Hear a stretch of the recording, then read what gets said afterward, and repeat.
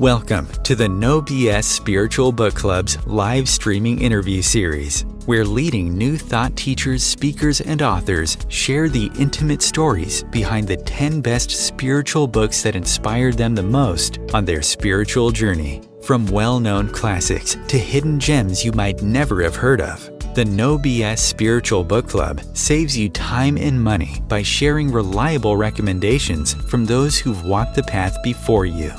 The No BS Spiritual Book Club, the only no BS guide to the best spiritual books to inspire your own journey of self-discovery. Here's your host, founder of the No BS Spiritual Book Club, Sandie Sedgbeer. Hello and welcome. Joining me today to share the 10 best spiritual books that inspired her the most on her life journey is healer, author, educator, Master Flower Essence Practitioner and Certified Hypnotherapist Dina Saalisi, who left behind an entertainment career and a lifetime of chronic pain to guide others in creating personal empowerment to overcome physical and emotional challenges by combining these powerful healing modalities together. Dina is author of the book and the card deck, Listening to Flowers, Positive Affirmations to Invoke the Healing Energy of the 38 Bach Flowers. Dina Saalisi, welcome. Oh, thank you, Sandie. It is so wonderful and a privilege to be here. It's good to have you, Dina. So tell me about your relationship with books. Wow, books. Ever since I can remember being a small child even, books are like friends, right? And so like friends and like the people we surround ourselves with, we're always looking for those that uplift, inspire, and I think validate us. So for me, when I was younger and really being different, feeling different from definitely the people in my family, I grew up in New Jersey in the 70s where there wasn't really a whole lot of spiritual awareness. The books, as I grew older, they validated my way of thinking. And they're great teachers, right? And not only do they teach us about the world around us, but they teach us so much about ourselves. It's so interesting, that question of pretty much all the guests that come on here. And every single one of them usually starts with something, an expression like you did. It's a kind of, wow. It's clear that the pleasure that books bring us is, wow. I think it's really hard to articulate what they do for us. Yeah. So do you remember the first spiritual book that you ever read? Yeah, so it's actually the first one in my list, and it's Creative Visualization by Shakti Gawain. And at the time, I was about 18 years old and, struggling with childhood trauma that I really wasn't completely aware of at the time. But something about her book, I stumbled into a metaphysical bookshop in Greenwich Village, and it was the mid 80s. And I picked up this book and I was just blown away with the idea that our thoughts govern our whole life. And, again, at the time, there wasn't a lot of support for this way of thinking. So having that book really started me on my path of greater awareness of how I could really shift my story by changing my perception and my perspectives. Yeah. I think you said the same day in the same bookshop, you also picked up the essential writings of Dr. Edward Bach, The 12 Healers and Heal Thyself. That was pivotal in your career. That was pivotal. And it took me, that was really going back about 40, almost 40 years now. And that book I really loved because here was this man he was a doctor, he was a scientist. He was pretty straight-laced, really. And then here he was, that he had all this awareness, all this intuitive wisdom in the fact that nature, primarily flowers, were a source of nourishment that we could connect with to really help us to grow, to learn more about ourselves, and to actually use the essence or the energy from to transform. And again, I was blown away. I carried this book around with me. His descriptions of each flower essence are very simple. They're like 1 or 2 sentences long. Like his whole Materia Medica of the 38 flowers is like 30 pages long. So it's a very small book, but it holds so much power, and it's really provoked like so much. Like now there's hundreds of flower remedy developers, Mhm. practitioners, thousands worldwide. And so, yeah, it catalyzed this greater awareness, which was, of course, ancient wisdom. I mean, I think Hildegard of Bingen was the first European in 1100 to recognize the energy of flowers. And she used to scrape the dew off of the petals and use them to heal people from like serious illnesses. And, her works live on and for almost what, 1,000 years, right? So Yeah. this is ancient wisdom that he sort of brought. I mean, it was the 30s, right? So there was a lot of this, that was kind of a modern age of like thinking about our inner wisdom and our spirituality in a way that we could truly access it as human beings. And it wasn't just, out there as like philosophy. We began in the 30s, I think is in the 20s when we began to bring it more into our physical realm of being.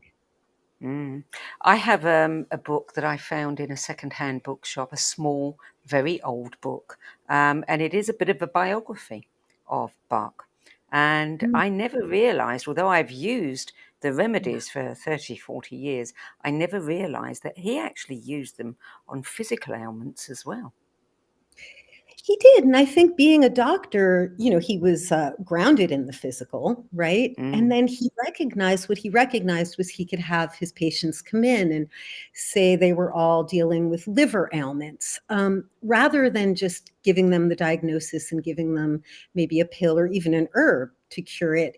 What he recognized was that there was always a deeper emotional component, and that 2 people with the same illness would have different emotions around it.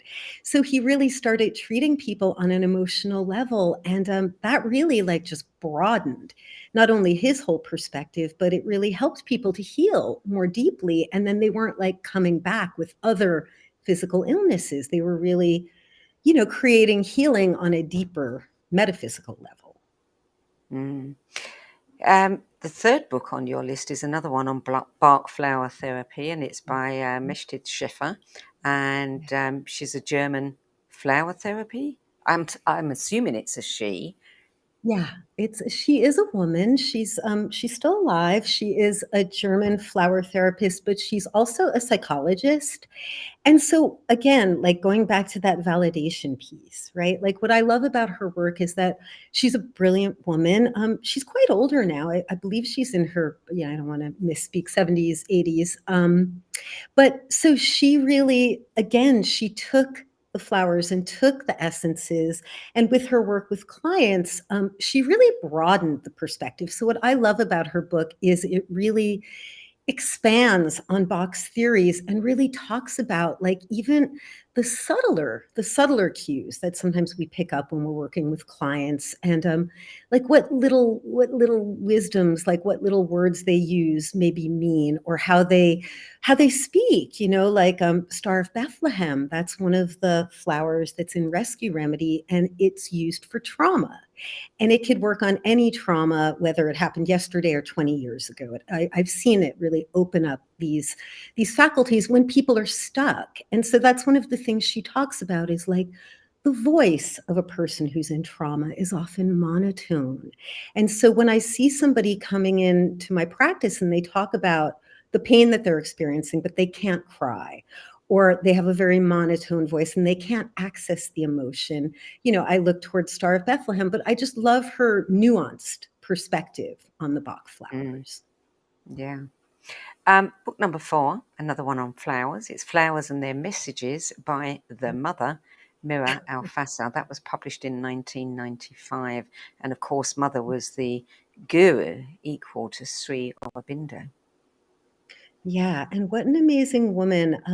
Mira Alfassa, she was a French Egyptian Jew. actually. She was born in Paris, and she was definitely a seeker. She was one of those women who was just going to she was going to change the world, you know? And again, she was kind of straight-laced when she started out. I believe she was married to a British or a French politician.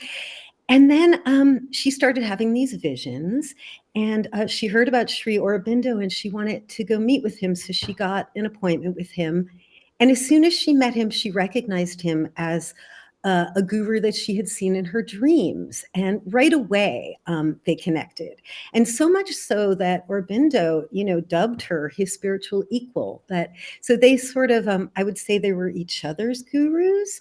But what I love about Mira Alfassa, aka the mother, is that she really, really was in tune with the energy of flowers. And she was very certain about it. Like, she wasn't woo woo. She was very much grounded in this idea of divinity, that we are all divine beings, and that our divinity connects with all of the life force energy that we're a part of. And so for her, it was flowers. And yeah, I just love her wisdom and her certainty in it. And for me, that really helps me to ground into my own certainty around the healing messages of flowers. So how is she? I haven't seen this book. How is she differing from the other books on flowers? Is she giving remedies? Is she talking about the various properties that they have? Yeah. So she more talks about actually being in physical, spiritual connection with actual flowers.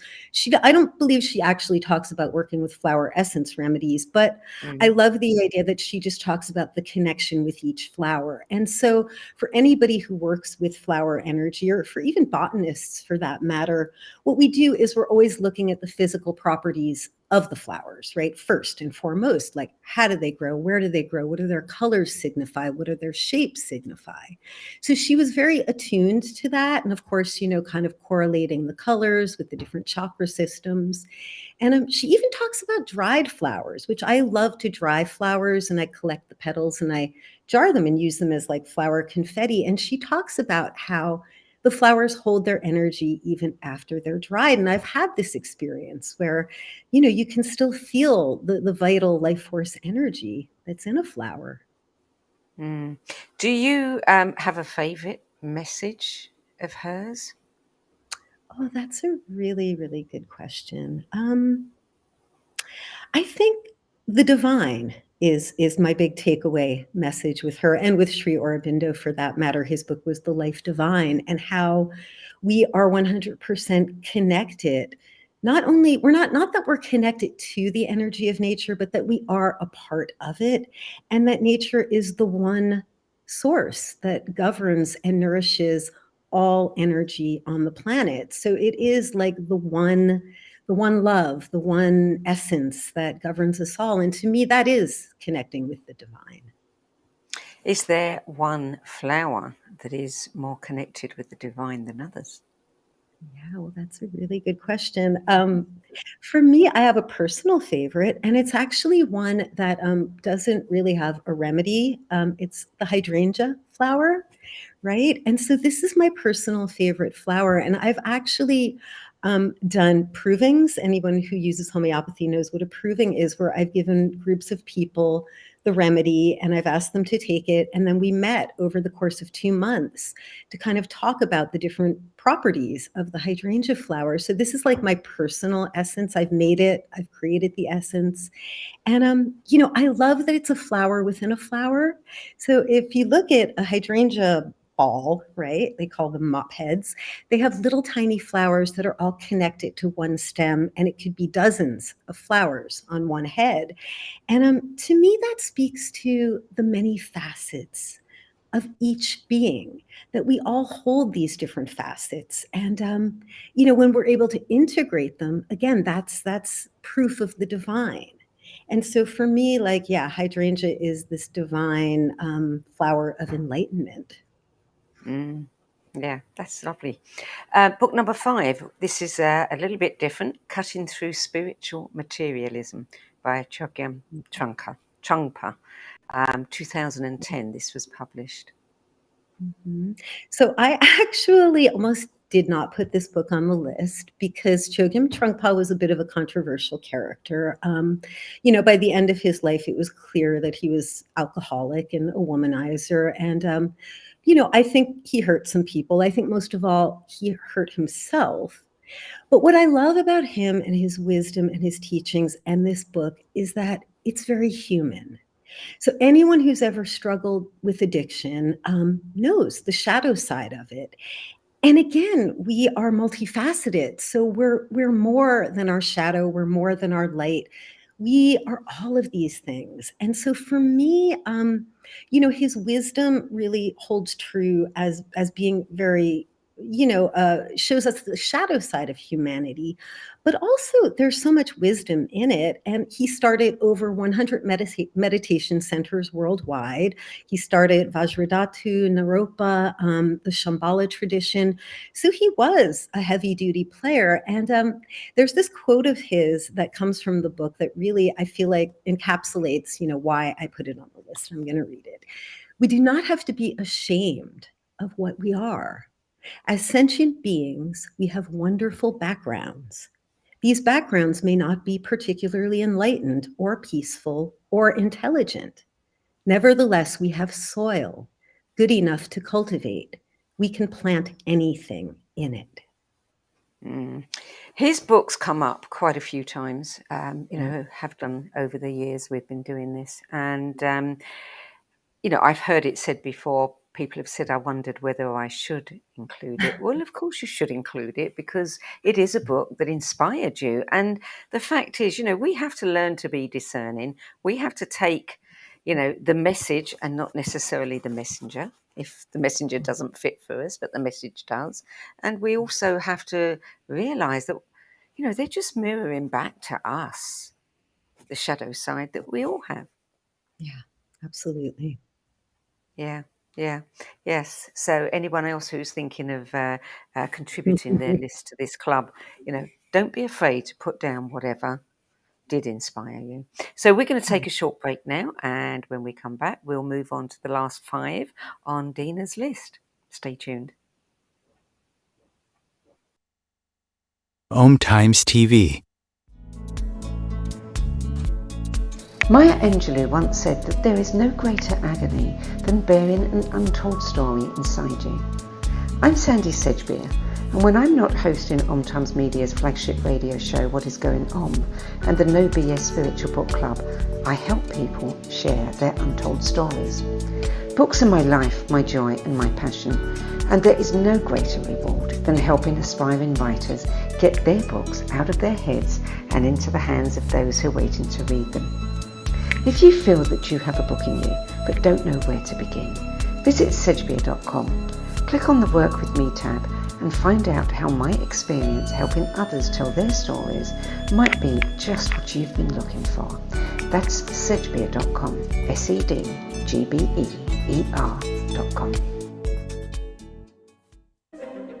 Imagine becoming a super influencer. Reinvent yourself, invest in your brand, and then manifest your success with a robust spheric approach. Om Times Media and Broadcasting offers a unique and multifaceted way to become the spiritual and conscious influencer you deserve to be by putting your message across our powerful platform with its proven record of integrity and excellence. Through our produced shows, Om Times offers the opportunity to become a social media TV personality, a radio show host, an Om Times magazine columnist, and a syndicated podcaster, all in one shot. By live streaming your show on Om Times TV and broadcasting it across the extensive Om Times radio and TV networks, you become more than a host. You become an ambassador and a force for positive change. Om Times. Open yourself to the possibilities. There are 16 million children struggling with hunger in America.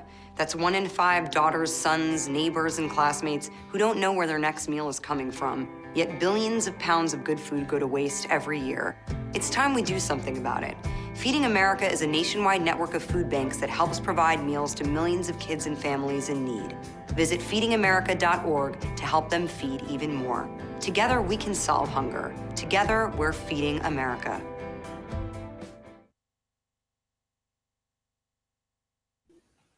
Welcome back, Dina Saalisi. Book number 6 is Present Moment, Wonderful Moment by Thich Nhat Hanh, with illustrations by Mayumi Oda. Published in 1990. Tell us about this book. Yeah, well, I mean, I think I love all of Thich Nhat Hanh's books. And he was called Te to his devotees, and he just passed in about a little more than a year ago. And I just love his clarity, but also his gentleness. That he is like he's gentle, but he's also fierce, right? Like he just has showed so much courage throughout his life. But I think my biggest takeaway from this work is you are more than your emotions. Like sometimes we get caught up in thinking, I am angry. But no, I'm not angry. I might feel angry. I am not angry. And so I just always go back to Tay's wisdom, his little gentle bon mots, like just do each task with mindfulness.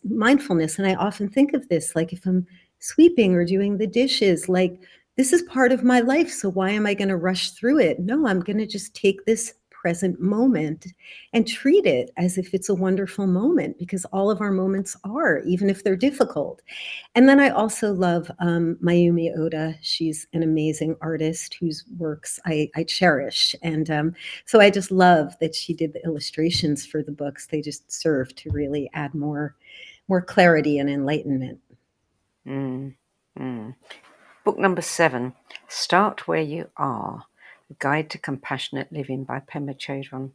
That was published in 1994.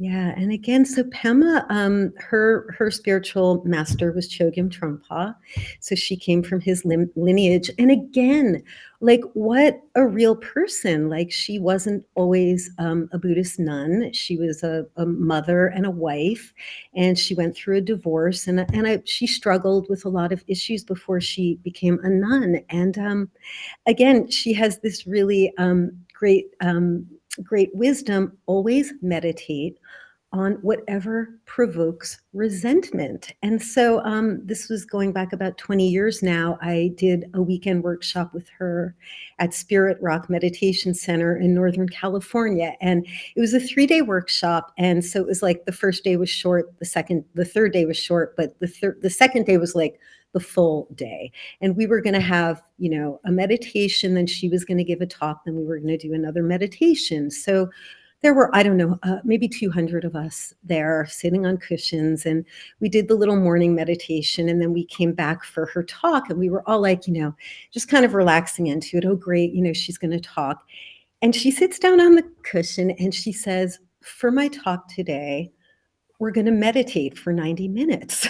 And we were like, you just felt the fear go through the room, and pissed. We were pissed. We were resentful. We were like, what do you mean? We thought we were going to relax and get a Dharma talk, and now we have to sit more.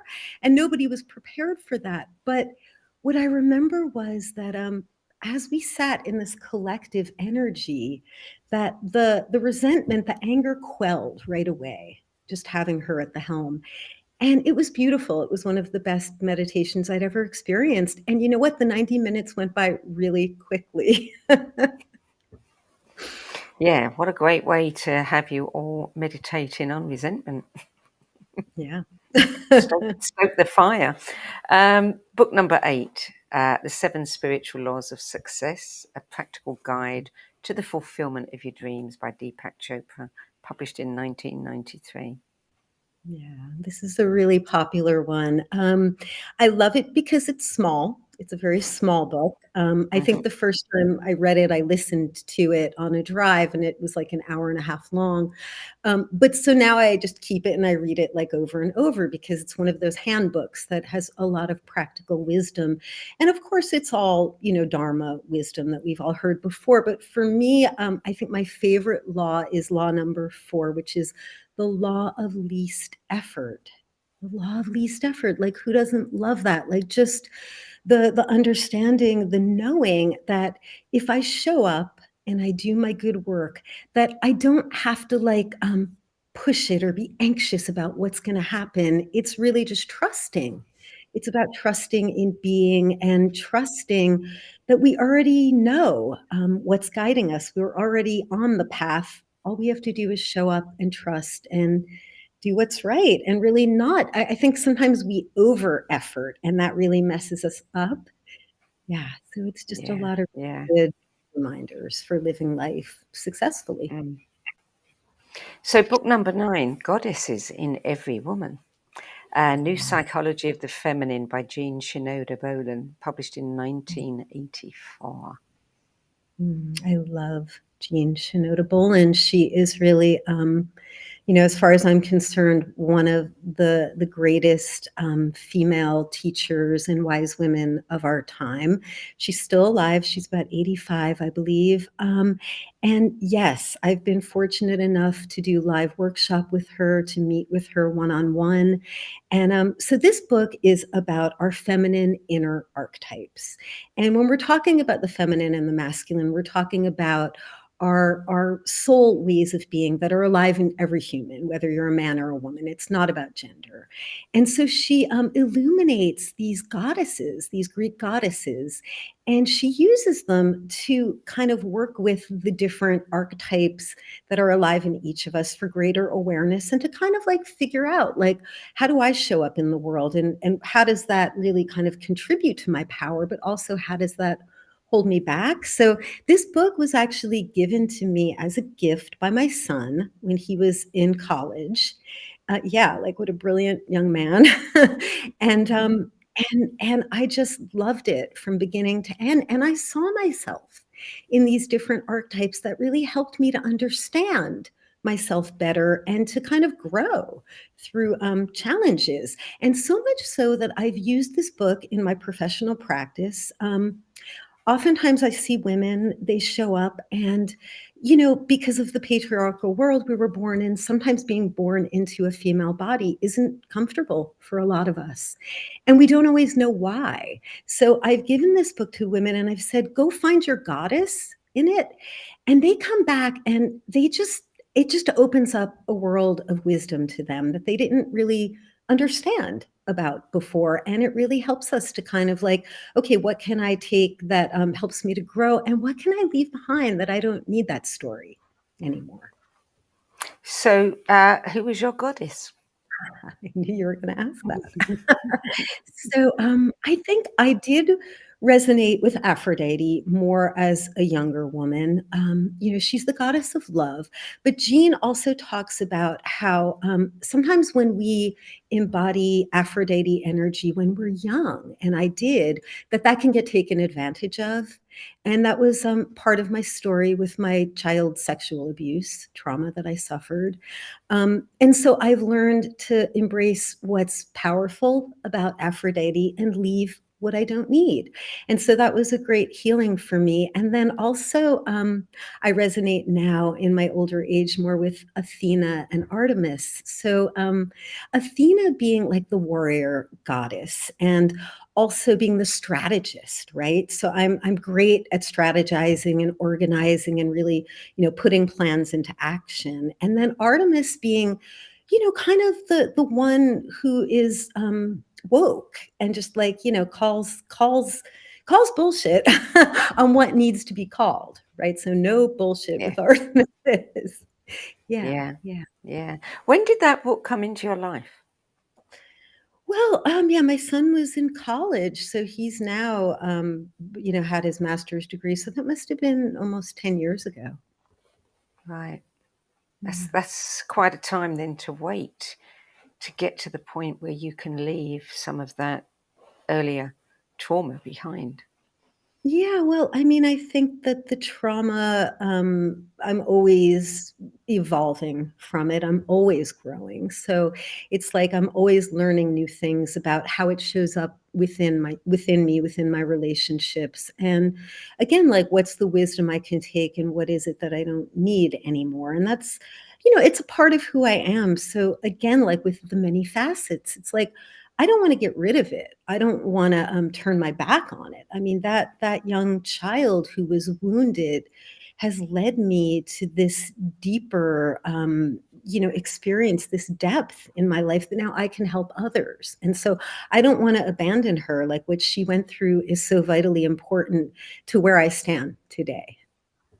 Mm. Well, your 10th book, I mean, it does touch on this subject, focuses on this subject, The Courage to Heal, a guide for women survivors of child sexual abuse by Ellen Bass and Laura Davis, which was published in 2008. Tell us about this book and, obviously you've got a personal relationship with this topic and how it helped you. Yeah. Yeah. And when it first came to me to put on the list, again, I wasn't sure. I was like, oh, but it's not really a spiritual book, but it is. And yes, so Ellen Bass and Laura Davis, they're both writers and poets. And they saw the need to put together a collection of women's voices simply talking about child sexual abuse. And so each woman gets to tell their story. And it's really the first and maybe really the only one of its kind that's done in this way. I mean, it's a huge volume. It's like, you know, I don't even know how many pages, but it's huge.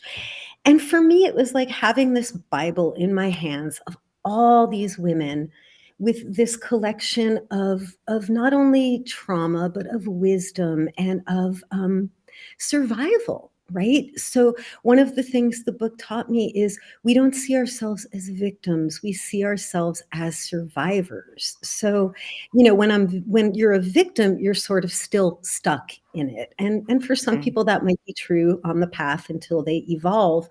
But when you break through and you become a survivor, you can own it and you can help other people heal. And that's what this book did. And I know Ellen personally. Again, I've done workshop with her, I've studied with her. I was so lucky to be in a women's writing group with her at her home in Santa Cruz. And again, this was many, many years ago. And just to have her and Laura on in our court, like just saying, yes, what you experienced is real. Yes, it was traumatic. And yes, you can heal from it. That was like all I needed to kind of like to move forward. And I've given this book to many women.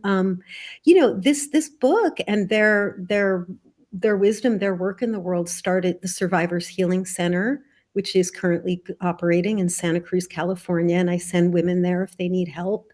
And so it's really like, it's more than a book, it's a movement. And it sparked this great movement. Yeah. Well, are they survivors themselves? So Ellen is not, but Laura is. Yeah. Yeah. Yeah. Well, this is something that is desperately needs to be addressed. It happens to so many women and to men too. Yeah. Oh, absolutely. Yeah. Yeah. Yeah. You are a survivor of childhood trauma, and you say that you found your most important tool for healing in nature. Mm. Have you always had a love affair with nature? Yes. Well, again, I think when I was younger, I absolutely did. But I didn't know that that's what I was doing, if that makes sense. I mean, I grew up in New Jersey, which is called the Garden State, but, we live on Garden State Parkway, the freeway. But, yeah, my mom had rose bushes, and my mom was really, without knowing it, she was sort of a naturist, She didn't like to kill insects. She would scoop them up and put them outside, and, just being a child in the 70s, we spent a lot of time out of doors, whereas, kids today don't so much. So I think I recall more like the fireflies, like, gosh, like being like in awe of like what even is a firefly? It's a miracle. It's this bug that lights up. And yeah. And so I think as I got older, I more embraced flower energy and not only just the beauty of it, but the recognition that my God, we're all here on this earth and flowers just grow. And the ones we call weeds often hold the most power as medicine. I mean, yeah, we Mm. could just name them on and on. I mean, it's just these are the precursors for a lot of even the pharmaceutical medications that we know. And so, yes, I think it was more as I was like a teenager, young woman, where I started studying herbalism. And then again, I had the Bach book. And I just really ran with it, and so now it's like I can't even pass a flower by without getting down on my knees if I have to, and really looking at it and seeing what it's trying to tell me. Why is it calling to me? And it makes me feel so good because I'm a teacher of flower energy that now whenever I meet with a client or a student, and then I meet with them again a second time, they all say to me, "I look at the flowers differently now," and that to me is everything because again, this is nature, and this is the one source that nourishes us, and without it, we would literally be dead, but spiritually, we would be deadened as well, and so it really brings us into a fuller, lived life, I think. Mm. You say that you left behind an entertainment career and a lifetime of chronic pain to guide others. What was the pivotal moment that made you decide to leave that career behind and do different work? Yeah, well, my husband and I, we were, doing, entertainment production in the Bay Area, and we loved it. It was great. I guess the pivotal moment is that it didn't really pay very well, but so we decided to close the business, and when we did, I was a mother and I had a pretty fulfilling life. But what happened was that after we closed the business, I had this really mysterious illness where I had this horrible skin rash, eczema on both of my palms, and it traveled up both my arms, and then it traveled up my shins, and nothing I had ever experienced before. And it was painful. Like I had blisters on my hands. So I couldn't do anything. Like I literally could not do anything. And so I tried everything. I went to all different healers. I went to doctors, allergists. I took prescriptions. Nothing helped. And then it was like the light bulb went off. I was like, "Oh, yeah, I'm supposed to be treating my emotions, right?"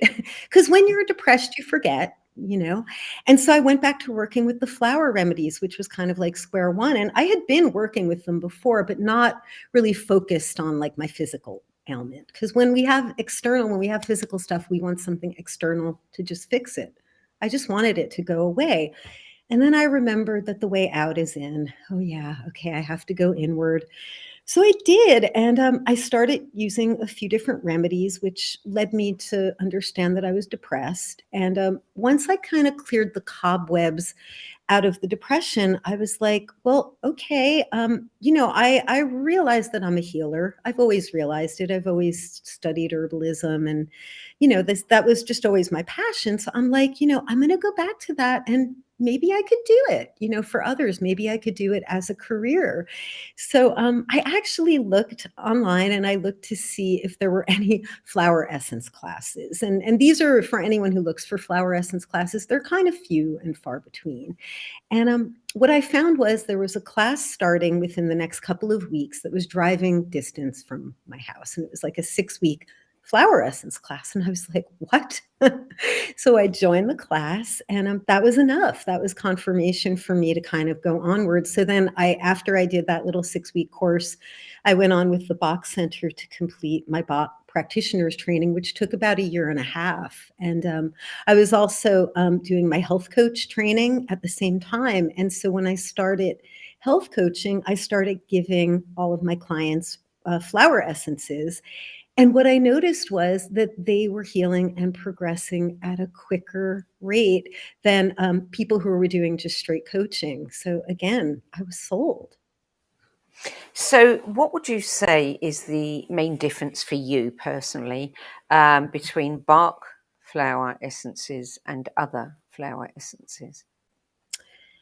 Well, Well, they're all the same in that they catalyze the energy of each flower. And, if you're working with a company that's done their due diligence and worked with years of research, then they can kind of discern what each flower is for.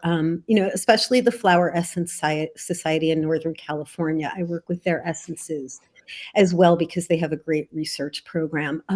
But with Bach, so he was the original, right? So I feel like, to ground ourselves in the roots, pun intended, that then from there we can grow and aspire to more.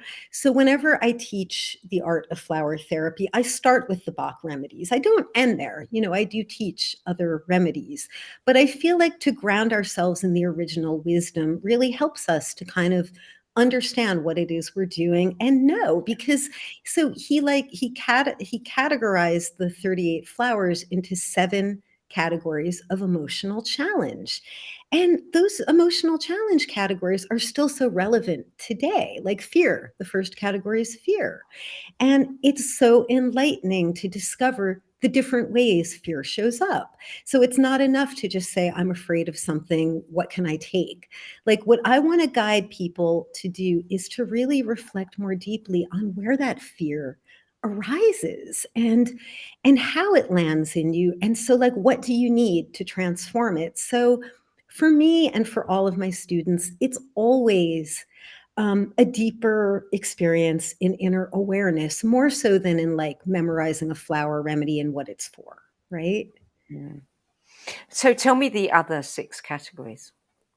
I might have to cheat. I might have to look in my book. So there's uncertainty.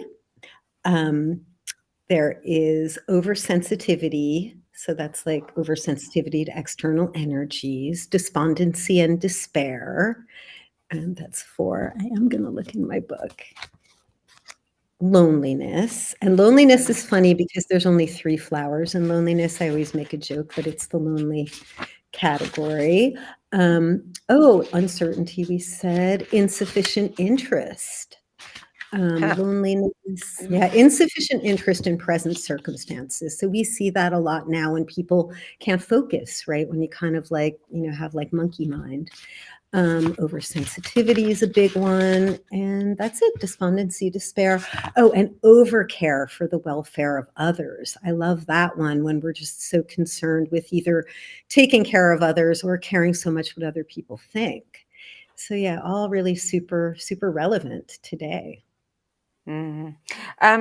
Let's tell our viewers a little bit more about the flower remedies because they are so amazingly helpful. I'll tell you a little personal story. When my mother had a stroke, she was beginning to get everything back. She was living alone, but I was there a lot, but not all the time. But she went into a depression, and she used to like lemonade, fizzy lemonade, like an American Sprite. That's English lemonade is very similar to that. And so I used to buy her bottles and I'd have to loosen the caps for her because she didn't have full use of her hand. I used to put the flower remedies for depression and anxiety into her lemonade because I knew that she would be drinking it when I wasn't there. And it was a way of being able to give her something to help the condition, and it worked. It worked. Yeah, yeah. Thanks for sharing that. I love that. I love the idea that you don't even have to know that you're taking them for them to work. And there's proof in that every day because I use them on babies, I use them on animals. I've used flower remedies on plants. So, like I had a rosebush collection in a hothouse when I lived in Northern California, and one day I noticed that there were aphids on the plant on the stem, right? And so I gave the plant crabapple remedy, which is the cleansing remedy. So it helps when we have like external stuff that we feel kind of ooky about. And I gave it to the plant. I just dropped it right there in the soil, and the aphids went away. And I've used that really several times when I've had like bug infestations. And so like, how incredible is that? So it is the subtle energy of the flower that we're using. And it does contain powerful medicine. much like homeopathy, right? It's very similar to homeopathy. And often when we're using the quantum essence, the most minute amount, it does have the greatest power to heal. I have been using my rescue remedy, which is the only one I have with me while I'm traveling, on a mosquito bite that's been particularly irritating, and it Yeah. helps. So you've produced the Listening to Flowers, which is your guide. Tell us a little bit about the inspiration for the book, and it's a card deck as well, isn't it? It is. Yeah. It's a Yeah, card deck as well. yeah. Yeah, yeah. So when I was in my Bach training, I was trying to remember the indication for each flower. And so I've always been sort of a poet, I've always loved language. And so what I started doing was I started jotting down positive affirmations to go with each remedy, because that helped me to memorize, like ground myself into, what it is that they provide. And so after I did this, and I started working with the affirmations myself. So each month I'll make myself a little combination flower remedy formula, and then I would start reciting the affirmations that I designed.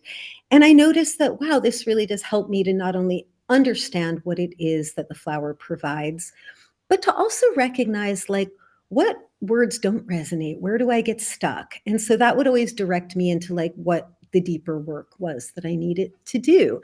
And so then I started asking some of my friends, like, oh, do you want me to give you my affirmations that go along with the remedies? And they did, and they loved it. And then I started giving it to clients. So whenever I got done with a client session, I would give them their formula, and then I would give them affirmations that went with each remedy. And again, everybody was like, oh my gosh, I love this so much. These words mean so much. So it was like just another way to ground into the system and the healing. And yeah, so that's it. And then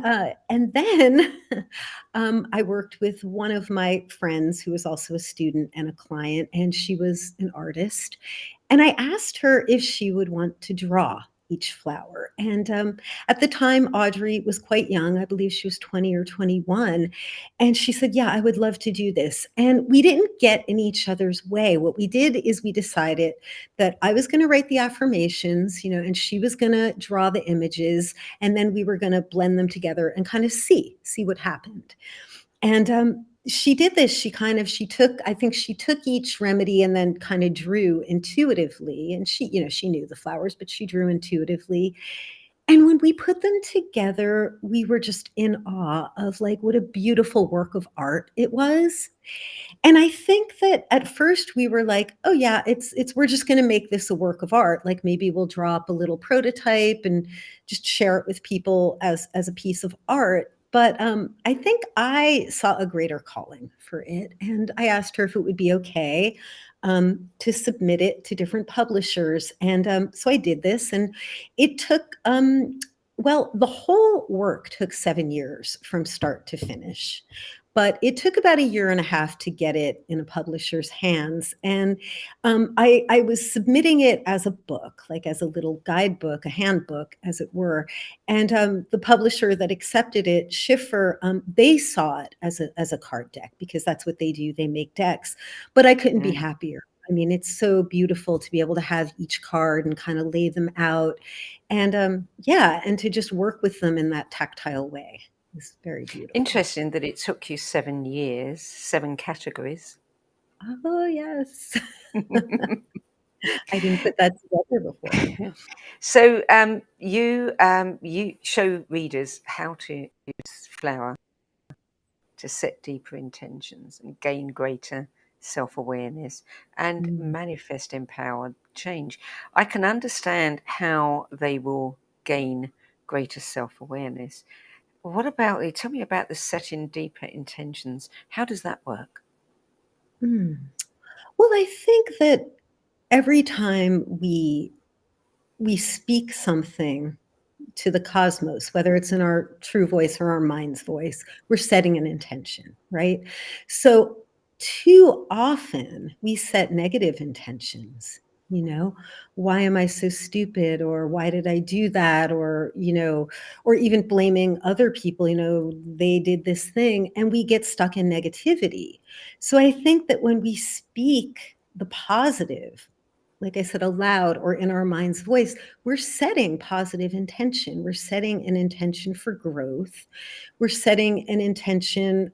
Maybe we don't even know like what the outcome is or how we have to go about it, but perhaps we're even setting the intention to be led down that path because sometimes we don't even know where our courage or our wisdom arises from, but it arises, right? And so it starts with a seed. So to me, the affirmation is sort of like it's the seed of intention, as it were.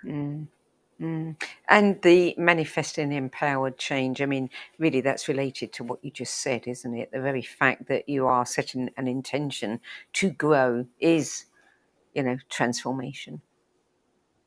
Absolutely. And then like, as a health coach and just as a spiritual seeker, I like to guide people and myself in really tracking the manifestation, as it were, tracking the change. So again, it's like when you take a combination flower remedy, I give it to my clients and they go home and they use it, they finish the bottle, and that takes like 3 or 4 weeks. So it's about a moon cycle, right? And so in that change, or in that time, we can kind of track, like, where was I at the beginning and where am I now? And then from there, we can see, well, what do I need to do now to do more? Or how can I celebrate the change? And I feel like that's really an important part of it in manifestation is not only like, wanting something to catalyze, to emerge, but trusting that it will through the intention. And then there goes that law of least effort again, just kind of touching it and letting it go and letting the universe take charge. And then really reflecting on like, what is it that happened that really brought me into greater awareness and more empowerment?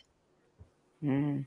It's interesting. I can see that tracking the change could be really useful. I mean, you can keep a diary and track how your mood is changing through that period. Too often, and I've done this myself, where I know that I need to take a remedy.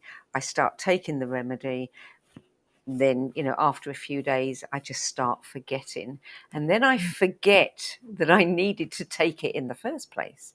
So, it's worked, but I Yes. haven't tracked it at all. And it is a good idea to keep track. Yeah, and I think what you just described, I mean, sometimes there's acute challenges that come up. Like, I'm feeling irritable today, but I'm not always irritable. It's just, I'm a little off. Mm. And so you can take the remedy that correlates to that irritability, and then it might go away in a day or two. And maybe it's not so important to track then, right? Like it was just an acute challenge and it went away. But I think that, I work a lot with chronic issues and trauma and physical ailments. And so in that regard, I do think celebrating our growth and seeing how we transcended the illness is so important to our ongoing growth and our ongoing healing. And so that's the tracking. So that's funny that you bring up journaling because I'm an avid journalist and I really do try to get all my clients to journal.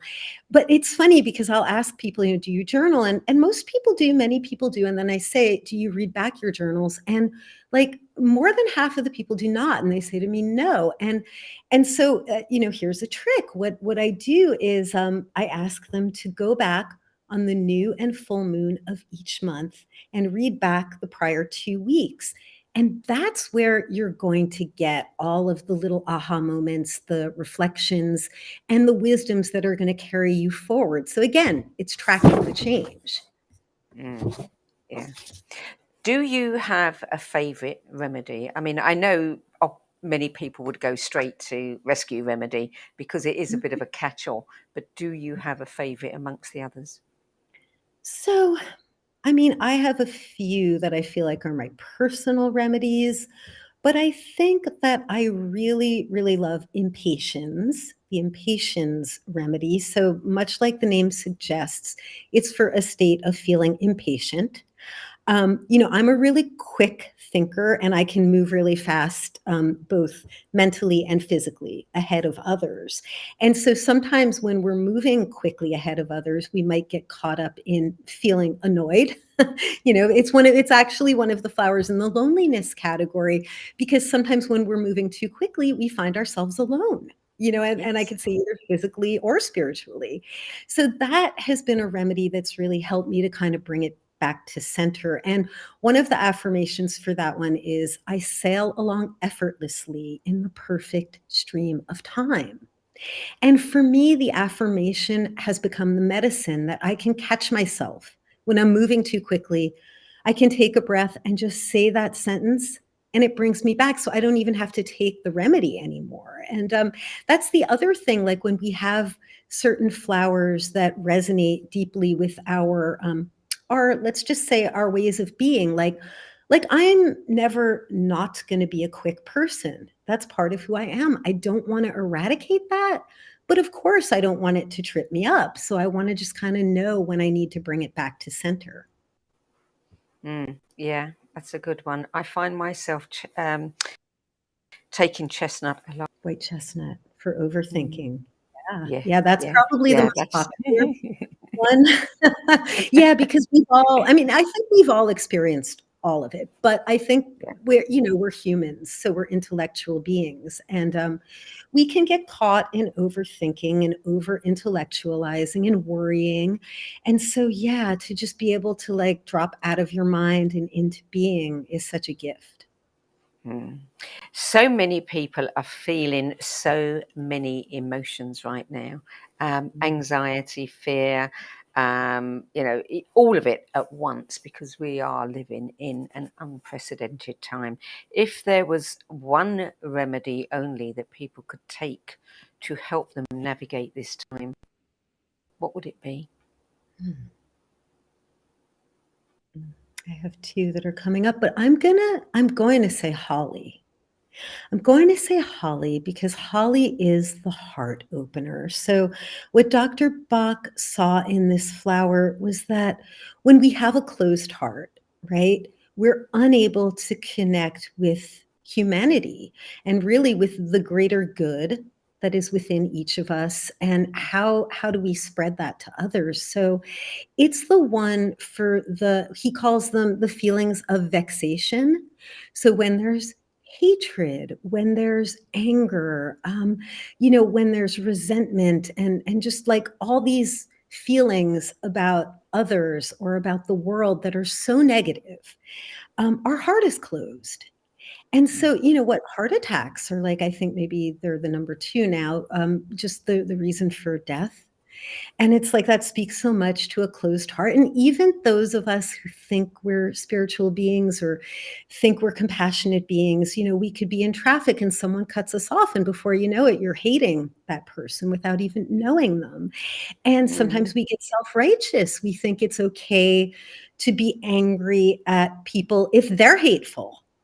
Well, okay, is hate going to cure hate? I don't think so. And sure, that's a really, really hard move. Like when we see so much destruction and so much violence, we want to be, on the side of good, and we want to see what's bad about those who are bad. But I think holly, especially if we could give them to the people who are we could give holly to the ones who are doing destruction. I do believe that would just open up the heart space of the universe. But also for those of us who are doing good work, I think sometimes the closed heart, we get caught in that. And so, yeah, I think holly is the elixir of our Yeah, I time. think you're right. And, wouldn't it be a great idea if all of the governments of every country were to add it to their water? Yeah, and one of my prayers I say every morning, which is a Buddhist prayer, is may all beings be free from suffering and the causes of suffering. And then I always add the holly part to me is may all who create suffering find their golden heart. Yeah, yeah. Mm. Do you do any courses just to introduce people, online courses so that they can get familiar with the remedies? Yeah, I absolutely do, and, I wish I did them more often, but that said, I'm going to do my Bach Essentials class again in the fall. It's an 8-week course, so it takes a lot of my time, so it's hard to find the 8 consecutive weeks, but that's phenomenal, and I've had people take it who didn't even know what flower essences were. I've had people take it who've been working with flower essences for years, and everybody says the same thing, that it teaches them more about themselves, and then it really teaches them how to work with the remedies, not only for themselves, but helping to prescribe for others. So that's a really groundbreaking class that I think everyone should take. But I also have Absolutely. yeah. I also have a monthly flower circle, and this one is really great. And so what we do is I'll guide everyone. We'll use one emotional challenge every month, and then I'll guide everyone through a guided visualization practice. And as a certified hypnotherapist, this is kind of where I help people to kind of ground into the challenge and discover what awarenesses they need to take from it. And then we talk about the flowers that support that emotional challenge. So yeah, it's really a lovely group, and whenever the people show up, it's just always the right combination of people, and we help each other and Mhm. witness each other. Yeah. Well, as is fairly obvious from the conversation, I am a great fan of Bach Flower Remedies, and I do think that everybody should have a kit in their cupboard because, you've got everything you need right there. Great for Yeah. kids, pre-exam nerves, broken heart syndrome, all of those. I've used them for everything. All of it, nightmares, studying, right? Because school's a hard one for a lot of Yeah, children.